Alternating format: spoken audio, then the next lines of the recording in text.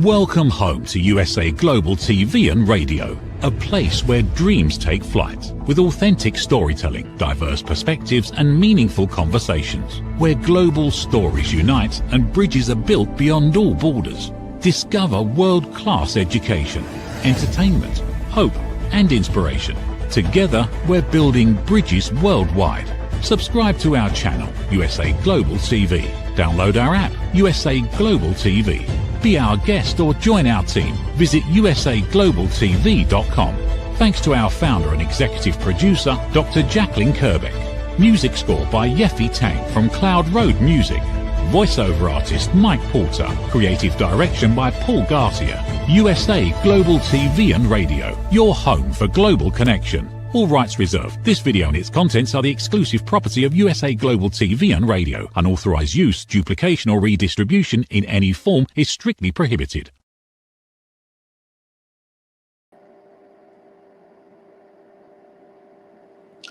Welcome to my second episode of my new show called Beyond Survival on the USA Global TV and Radio Network. For those that don't know me, I already have a show called This is Phlox that is dedicated to raising awareness for fluoroquinolone toxicity.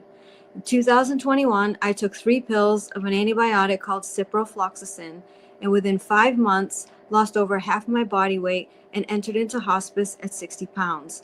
By some miracle, I survived, and I'm still here to tell my story. And even though I'm on palliative care, I need 24/7 care, and I'm literally doing this interview from my hospital bed. I'm doing more than surviving. People ask me all the time, how did I survive? How did I stay mentally strong? And that's what prompted me to do this second show. We have all been through traumatic experiences, and each and every one of us has a story to tell, and I truly believe we can learn so much from listening to each other's stories. On this show, Beyond Survival, each guest will talk about a situation they had to overcome. How did they get through it? What kept them going? What lessons do they have to share with the rest of the world? And what is it inside of them that enables them to do more than just survive despite their less than ideal circumstances? My special guest today is Giusiana Prosser, who currently lives with multiple rare genetic and incurable conditions that severely impact her quality of life. However, that hasn't stopped her from becoming an internationally collected artist and award-winning rare disease advocate. She is passionate about advocacy as the founder of the Rare Living Foundation and a 2-time national qualifying title holder for Ms. Wheelchair USA. She uses her voice and platform to educate and provide support for patients and providers alike. Giusiana's art is another outlet for her mission. She aims to use her paintings to create a visual voice for those who suffer with similar conditions, both mental and physical. And a big, big, big congratulations to Giusiana, because her art will be displayed at the Kennedy Center in Washington, D.C., starting March 13th. Congratulations. So today, Giusiana will share her story about her various diagnoses, how she remains positive and active despite her illnesses, and what advice she can share with others who are going through something similar. And just real quickly, you can reach her on her website at Giusiana Art, or at her name on like all social media. We'll discuss that later. So welcome to the show, Giusiana. I'm very happy to have you here. Hi, thank you for having me. Uh-oh. Am I muted? Can you hear me? How are you today? I'm doing so good. How are you?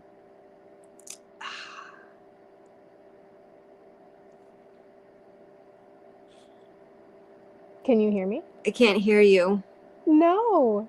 Can you give me a moment? Yes.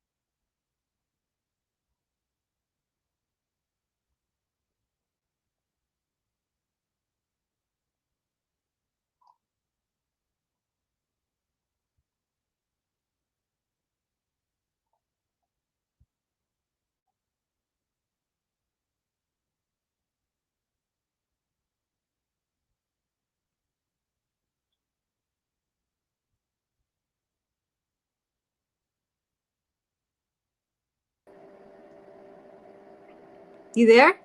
I am here. Can you still not hear me? Oh no. You know what? Why don't we do this while I figure out my issue? To kick off the show, you have many different diagnoses, some of which means you had them since birth, which means these illnesses probably felt normal to you. But at some point, when did you start to notice that maybe things weren't so normal or that you were sick? So I'm going to disappear, but please keep talking for the guests. Yeah, well, so the first time I really, really noticed it and really felt that I was different, I was probably about 6 years old, in kindergarten or first grade. I didn't understand why everyone jumped off playground equipment so effortlessly, why people didn't seem to be in pain, because I was. And little 6-year-old me didn't really come to the conclusion that, oh, I must have something that other people don't. The conclusion that my little brain came to was I must just be weaker. I must not be hiding it as well as the other kids.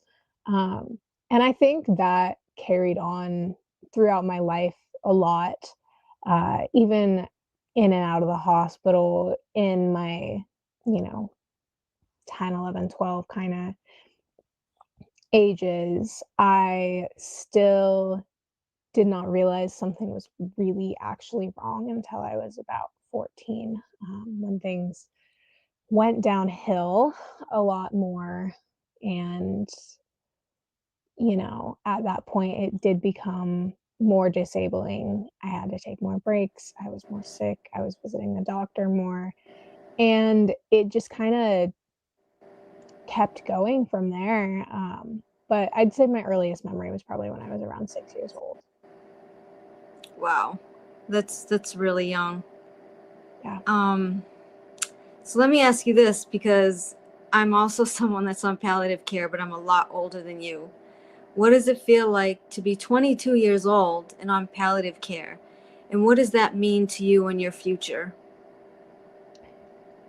Honestly, it was kind of a shock. It was a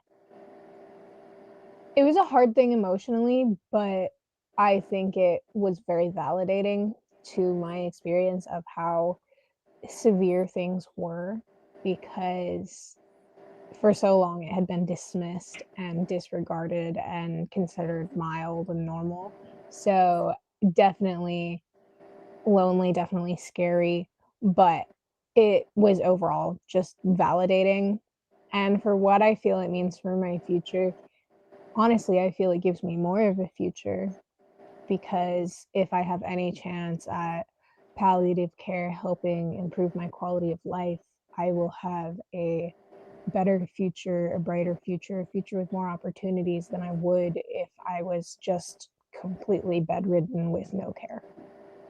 Right, because they're there to check in on you and make sure you're okay, which is where you were at before, like all by yourself. So it's just like a mind thing when you're like palliative care, when you associate that to yourself, you know what I mean? That's why I was like, how do you feel about that? Like for me, I'm like saying the word hospice. Oh my goodness, I don't want to hear that word again.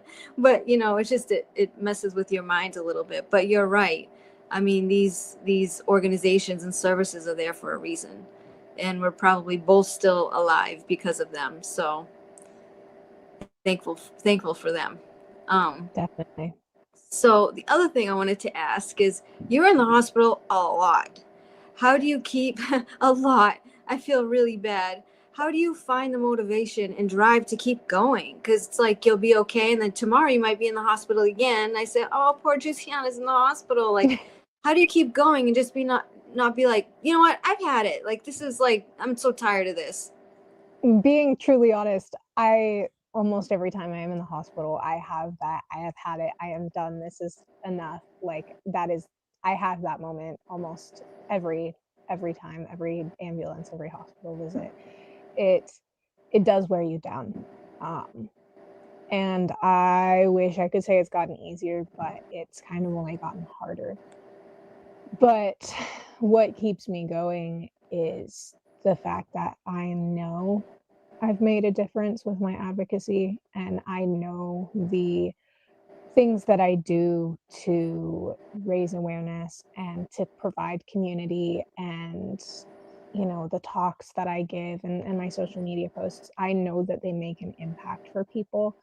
And if I want to accomplish anything with my life, it's to hopefully make it easier for some patients than it was for me, to give them resources that I didn't have, to make them feel like they aren't doing it alone, because I did feel like I was doing it alone. And I think that, and a combination of my friends and my family and the people that I love, is the only thing that keeps me going through those consistent, I have had it, I'm so burnt out, I don't want to go to any more doctor moments. Mm-hmm. And you find that you have a really good supportive community around you, like your friends and your family? Yeah, I'm definitely very blessed. Most of my friends are people who have, chronic life altering illnesses like myself. Uh, I had a brief period where I did not feel like I had any community, but I have built that back up, and people have stepped up, and I'm very blessed. Yeah. I do lots of research on my guests, except we know each other, so I didn't have to do much research on you. But I also do a lot of research on their platform, right? And I'm going to switch the questions around a little bit, because I couldn't believe, like, I almost fell out of my hospital bed when I read this. So I decided to look up, like, how much of a big deal is this rare disease thing, right? Like, because it's called rare, right? So I looked it up, and I went to rarediseases.org, and it says, in the United States, a disease is considered rare if it affects fewer than 200,000 Americans. So I said, okay, that number is probably pretty low. But then kept reading. According to the National Institute of Health, there are approximately 7,000 rare diseases. Oh my goodness. Okay, so that was the first thing. And then finally, they said the number is between 20 to 30 million Americans being affected by rare diseases. And they wrote this little thing that I thought was cute. This equates to 1 in 10 Americans, or one on every elevator, and 4 on every bus. So it just puts it in perspective. Like, when you're on the elevator and you look, one of you has a rare disease. You're on a bus, 4 of you have a rare disease. It just, for rare disease, it doesn't seem so rare. You know what I Yeah. mean? So I was pretty shocked, like, that Yeah. there's 7,000. And so 7,000 is actually a outdated number. It is estimated to now be closer to 10,000 Oh my rare goodness. diseases. And one of the reasons I'm so passionate about advocating for rare disease is because all of these people may feel alone. Like, for me, my most severely impacting medical condition impacts less than 1 in a million. But even though there's only about 7,800 people in the world with my specific disease, there are countless people who understand. And, everybody knows somebody with a rare disease. 80% of rare disease patients have the most 350 have the 350 most common rare diseases, and those are ones that most people have probably heard of, like cystic fibrosis and MS. But most rare diseases impact a much smaller population, and just bringing those people together, even if they're not people who have the exact same diagnosis, there are people who understand the neglect and the diagnostic delay of an average minimum of 4 to 7 years and 17 doctor or hospitals before a diagnosis is found. So just connecting people, because individually rare diseases are rare, but together we're not. Right. It's like when we talk about those of us from fluoroquinolone toxicity, right? It's like the number of 1 to 2% is small, but when you have millions and millions of prescriptions, that number is huge. So it's the same thing in your case, right? Like, there may be, less than 200 per disease, but with almost 10,000 rare diseases, like you said now, obviously the National Institute of Health says it's 25 to 30,000, 25 to 30 million Americans. That's mind blowing, really. And you say it takes 4 to 7 years to get a diagnosis, then I don't even want to know what happens with treatment. I'm sure there are diseases that have no treatment. And if Yeah, it's that rare, only about 5% of diseases have FDA approved treatments. So only ah, about 500 out of those 10,000 have treatments approved by the FDA. so what happens to the other 9,500? They never have any treatment? They either never have any treatment, or they just try symptom management, or they're trying treatments that are not FDA approved, and so they're off label, and so insurance will likely not cover them, like in my case. And then that puts barriers between patients and treatment and patients in care. And that's even if once you have a diagnosis, doctors believe you enough to treat you, because unfortunately with a rare disease, you have doctors who have either never heard of your disease or only heard of it once or twice in a textbook. And so they're like, oh, well, that's impossible. That's too rare. You can't actually have that. And therefore, I don't believe you and I'm not going to treat you. And that is unfortunately a very common experience for patients. I don't even know what to say. I I thought it was so much more rare, and I said I can't wait to talk to her tomorrow, because this is a lot of people, and I'm sure a lot of people watching are saying I have this and that as they're watching. It's part of the 10,000. It's mind blowing. I would imagine, I don't know, that there's probably many people that just pass away from, Yeah, I mean, I've lost many friends due to delayed treatment or lack of treatment or doctors not taking things seriously. But one of the main things I focus on in my advocacy is the delay in diagnosis, that diagnostic odyssey, that period where you are searching for a diagnosis, which takes an average of 17 different doctors or hospitals before you get an answer, and 4 to 7 years. For some diseases, it's an average of 26 years to a diagnosis. However, 50 to 75% of rare disease patients are children, and 3 in 10 of those children die before their 5th birthday. So if the diagnostic delay is 4 to 7 years, and these children are dying before they turn 5, they don't even have a chance. Yeah. And it's just so important to increase testing and increase education for doctors, to look for the zebras, to look for the rare patients. So basically that's what your platform is trying to reduce the duration of the diagnosis, right? Mm-hmm. And also to improve care after diagnosis. Yeah, Because that's yeah. something I regularly fight, but it took me 22 years to get some of my answers. It took me 18 years to get, I didn't get my first significant diagnosis till I was 18, and I was born with it. Mm-hmm.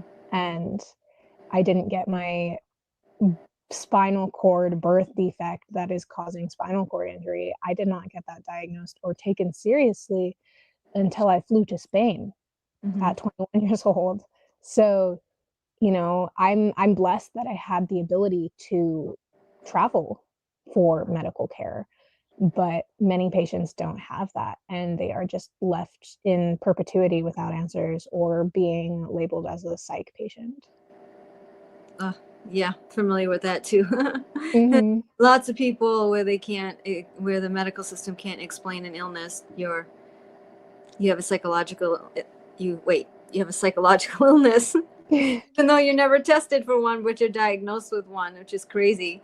They'll hand those diagnoses out quick, but not not any other diagnoses, right? Yeah. So what would you like viewers to know about your rare disease platform, like the key takeaway from that? And how can viewers watching this show help support your cause and other people that are suffering from a rare disease? Honestly, if anybody can take anything away from this, it's that rare disease is everywhere. It's 1 in 10. I guarantee each and every one of you knows someone with a rare disease. My biggest takeaway for that is a lot of the time that is invisible. You can look at someone and not know what they are going through. You can't see what their joints or their internal organs or their symptoms are from the outside. And rare disease patients and chronic illness patients in general are very good at masking it. So keeping in mind the number 1 in 10, and also keeping in mind that nobody owes you their medical information, just being accepting and understanding and keeping that in mind, because maybe the person who's grumpy at the grocery store is struggling with a rare disease. Maybe the person who is, not looking great or isn't smiling in the elevator is in severe pain.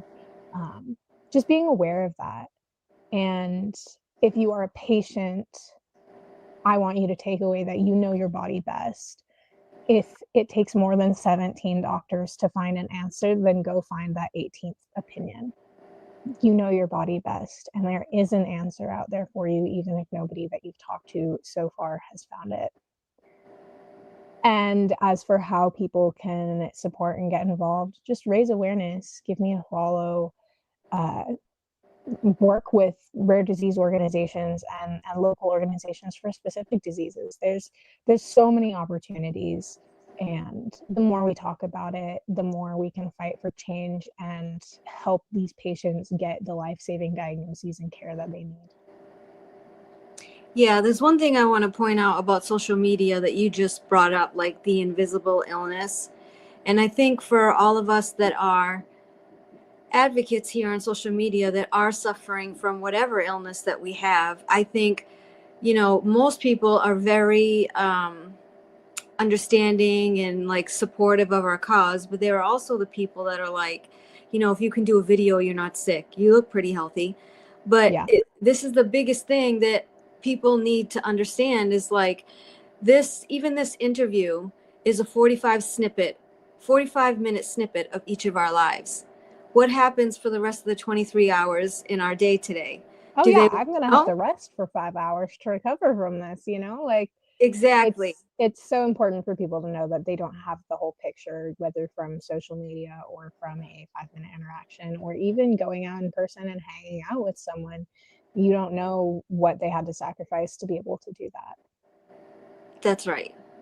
And some people don't want to talk about their illness. Some people don't want to show it. So they're fighting through excruciating amount of pain, but looking okay. And people are like, how can you be sick? You don't look sick. But that's not the case at all. So I would ask people out there watching this for a rare disease or any chronic illness to just have some understanding and compassion for that, for people that do go out and, expel so much energy on this advocacy, like me and you and so many thousands of others, that this takes a toll on our body, and our recovery, but we do this to raise awareness and help other people that are going through the same thing as us. So that would be my little pitch, is just to have some compassion and understanding that just because you can't see something doesn't mean it doesn't exist. And that's exactly the same thing for doctors. Just because you can't see it doesn't mean it doesn't exist in their psych patient. So Definitely. And I mean, a good example of that is my spinal cord defect that, is causing the spinal cord injury. It is only visible on one type of imaging, and it's only visible if I'm laying on my stomach, which nobody images it if you're laying on your stomach. Like, it's always, if you go get an MRI, you're laying on your back. And so for years I was told, oh, it's normal, oh, it's normal, oh, it's normal. Nobody had run the right test. And it took me finding the doctor who would run the right tests. And it's the same. You can't, unless you've run every test, you cannot say a patient is normal. can you give viewers any advice on how they go about finding that 18th doctor? How do they weed out? Research. I mean, Go ahead. people, especially medical professionals, they will really discourage Dr. Google, but look for specialists for your symptoms. look for neurologists who have good reviews in the chronic illness space. If you suspect a diagnosis, or a doctor in the past has suspected a diagnosis, find a foundation or go to NORD and look for resources. Look for resources, and doctors and hospitals that are recommended. I know, like, for me, one of my vascular compressions, there's a foundation for that vascular compression, and they list every specialist for it. And I was able to find one a state over from me. And just, find that community, find the doctors, and just don't give up.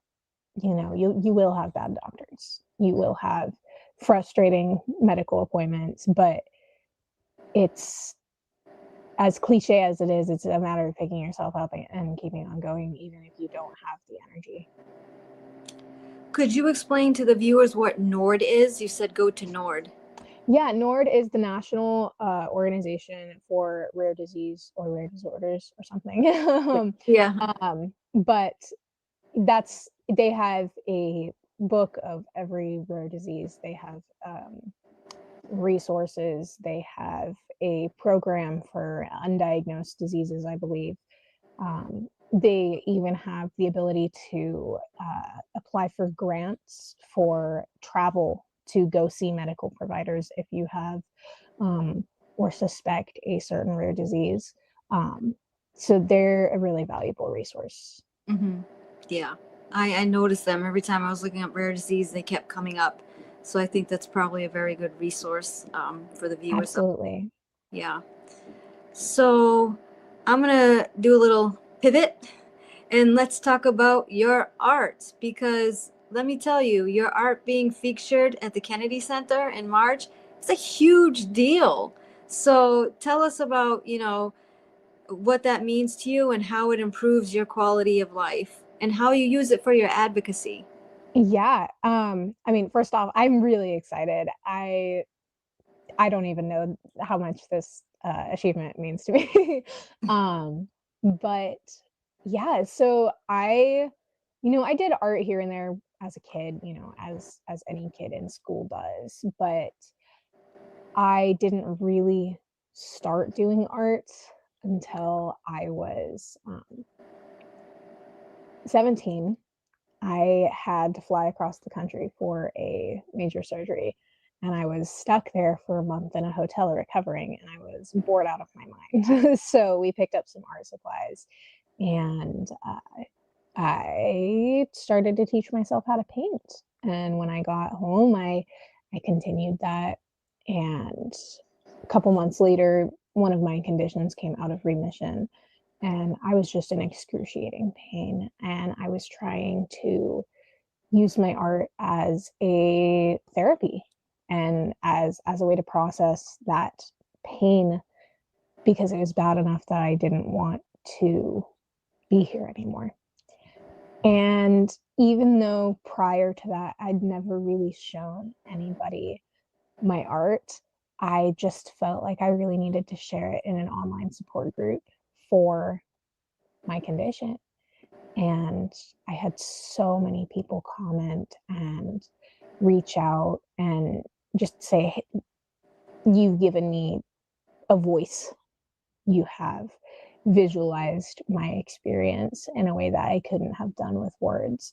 And that's when I kind of realized, I need to share this, even though it's out of my comfort zone, even though I don't want to really share it. Like, I need to do this because it's making a difference. And so I did. And I still will have people contact me online about my art and share their story, or I'll be at an art show or a market, and people will just walk up to my booth in tears and share their story. And it just means so much to me that I can provide that for people and provide a safe place with my art for people to feel the emotions that they're feeling regarding their situations. I I aim to use it not just as a therapy for me, but to give that visual voice to people who maybe don't have the words for it, and to raise awareness for the things that we go through and the emotions that we go through when we are living with these things, because a physical illness does not just affect you physically, it impacts you medically so severely. And that's what I want to do with my art, and that's why I share, and that's why I keep doing it. Yeah, and for those that don't know Giusiana, she's actually very like what's the word? Mm, artistic, not just with art. Like, you write poems that are beautiful poems. Even the videos that you post on social media, they're so well done. Like, you're just a very artistic person all around. And so it's definitely commendable that you've used that as like your outlet, which also helps other people, because like you said, there's a lot of people sitting there in pain that are like, I'm not drawing, I'm gonna lay down, I'm gonna do whatever. But Jusiana's like, nope, go get me some some paint, and I'm gonna teach myself how to paint and draw. So from someone that went and taught themselves how to paint to having you work at the Kennedy Center, like, that's just absolutely amazing. That Yeah, must be the best like motivation, right? it's definitely like, it's definitely a full circle moment. It feels really, really cool, especially seeing as I had gone from that person having my first, second technically, but my first major surgery, and the recovery from that, and just starting the diagnostic journey as a young adult, and starting fighting that on my own, going from learning art and fighting through that to now advocating for other patients like me, and also watching my art career grow at the same time, is just, it's really cool, to me. Yeah. That's why you're on the show. That's why I reached out to you. I was like, this is absolutely amazing. And don't forget the Ms. Wheelchair USA twice. Those pictures are amazing. I see you with the little tiara. I'm like, look at her go. Go, Giusiana. Thank you. Yeah, it's been really good. I'm very grateful for all the opportunities that I've had in the past year, especially to grow in my advocacy, and to do new things, and meet more people, and make more impact. Yeah. So, one of the things we learned today, I want to make sure our viewers take this away, is that rare diseases are not so rare, right? Yeah, The actual disease itself may be rare, but due to the vast quantities of rare diseases, it's affecting 1 in 10 people. That is absolutely significant. And it may not be a disease that you can see or understand. And, the fact that you explain it takes 4 to 7 years to get a diagnosis. And then once you have a diagnosis, maybe it can or can't be treated.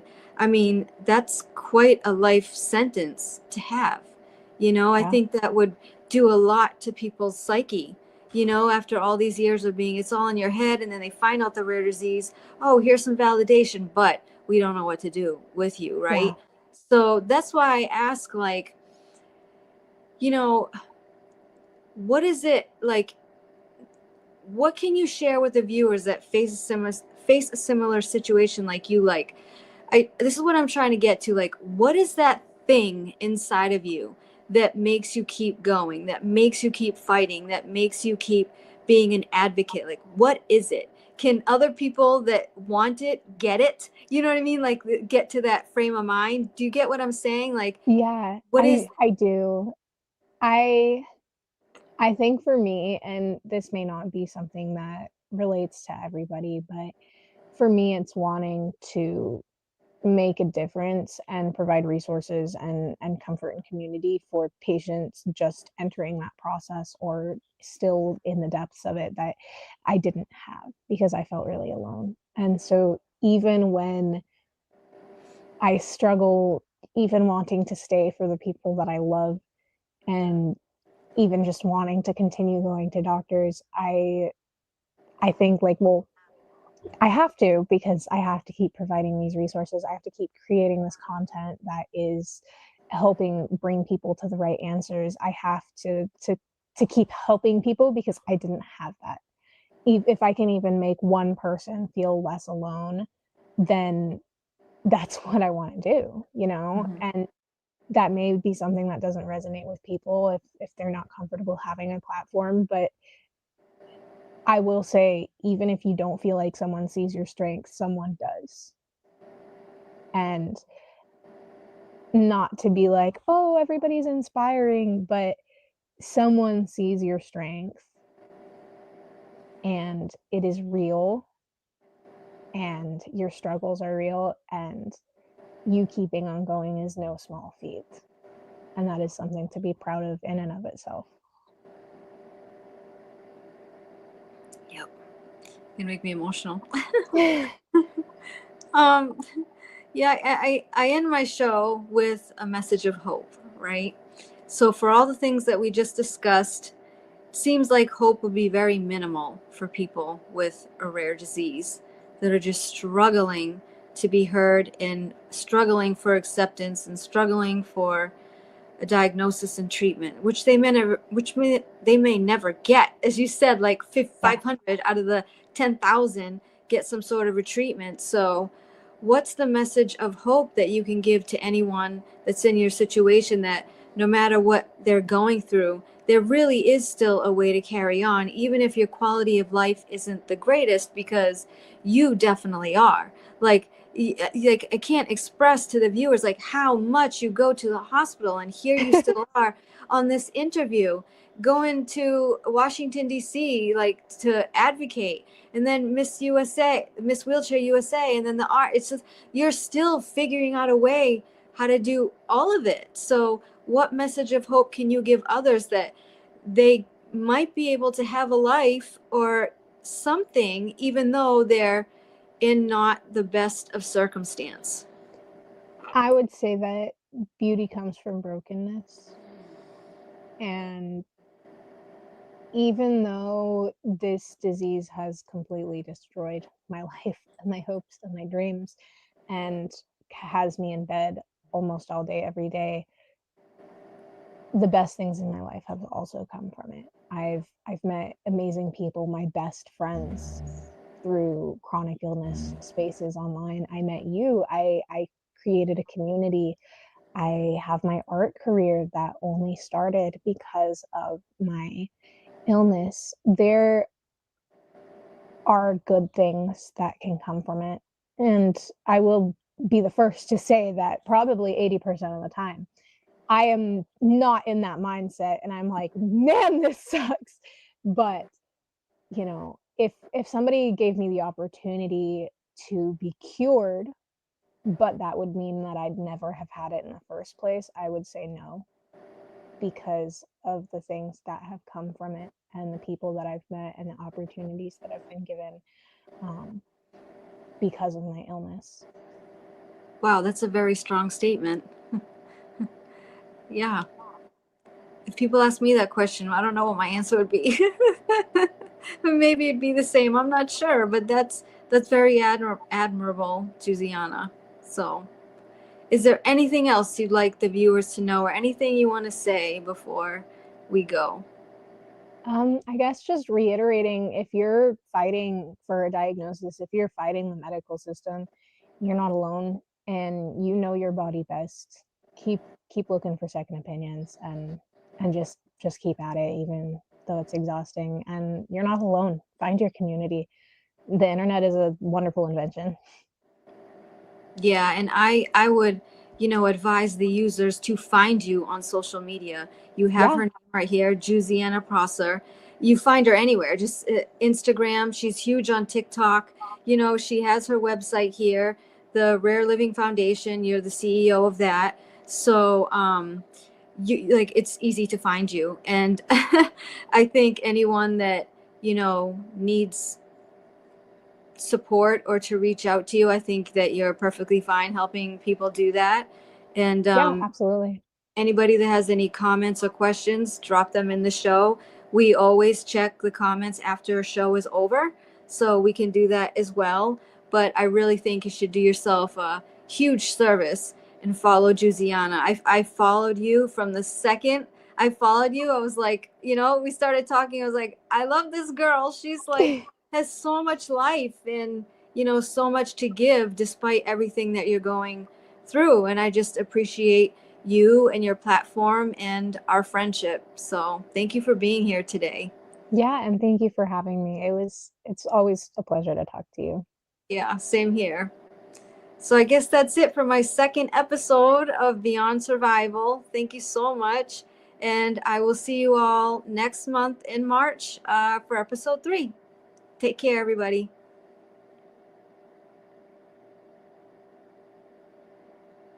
Thank you, viewers and listeners of USA Global TV and Radio, for joining us today. We're honoured to have your time and attention as part of our global community. At USA Global TV and Radio, we believe in the power of authentic conversations, meaningful connections, and creating a world of possibilities together. Want to be part of something bigger? Join our team of elevated listeners at usaglobaltv.com, a space where your voice matters and your ability to listen transforms relationships. Stay connected with us across all our platforms for thought-provoking discussions, expert insights, and empowering stories. Subscribe to our channels at youtube.com/c/USA Global TV. Follow us on social media and explore the endless opportunities we're creating for growth, learning, and inspiration. Together, we're not just broadcasting. We're building bridges and changing lives one conversation at a time. For inquiries, contact us at info@usaglobaltv.com. Music by Johnny Dyes. Produced by Executive Producer and Director Dr. Jacqueline Kerbeck. Voiceover by Mike Porter. Creative Direction by Paul Garcia. All rights reserved. Copyright 2025. Visit usaglobaltv.com to view our full terms and conditions.